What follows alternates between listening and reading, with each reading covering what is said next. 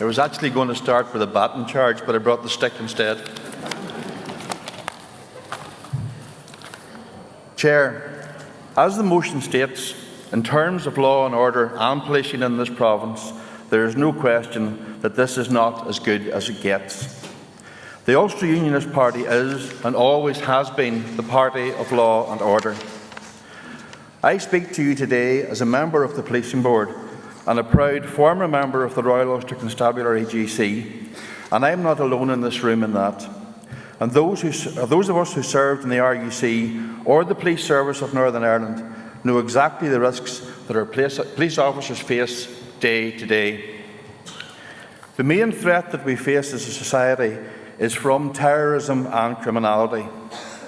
Regardless of the names used, we know the threat these fanatics can pose and the damage they can cause.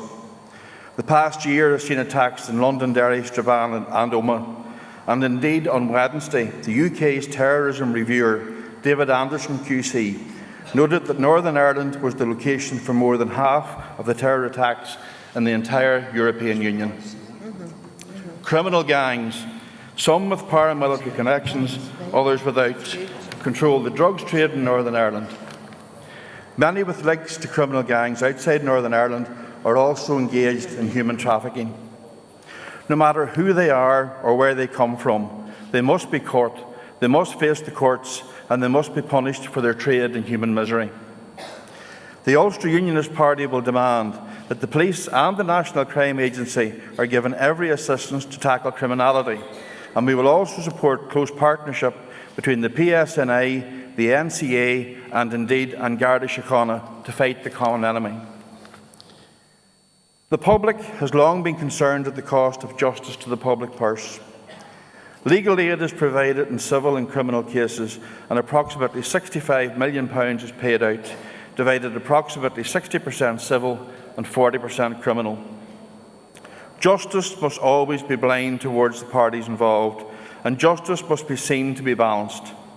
However, there are those who seem to be able to access an awful lot of public money to defend themselves when there is a belief that they have funds salted away for a rainy day.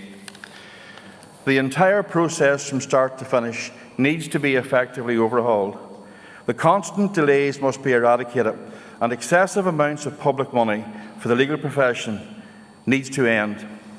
We need to ensure value for money for the taxpayer and ensure that the justice system in Northern Ireland does not become a cash cow for law firms and their partners.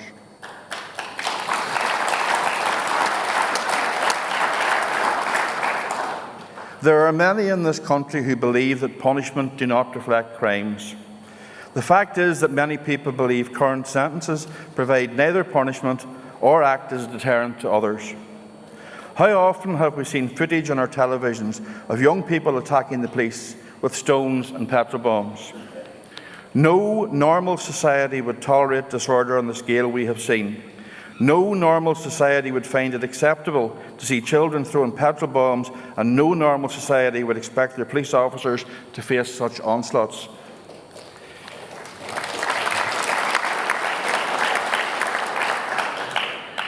Parents need to take responsibility for their children, and society needs to take responsibility for itself. We have to review our entire legal processes from top to bottom. We have to see punishments fit the crime. Rehabilitation is a very important concept in our justice system, but we must not lose sight of punishment and deterrence. I support the motion.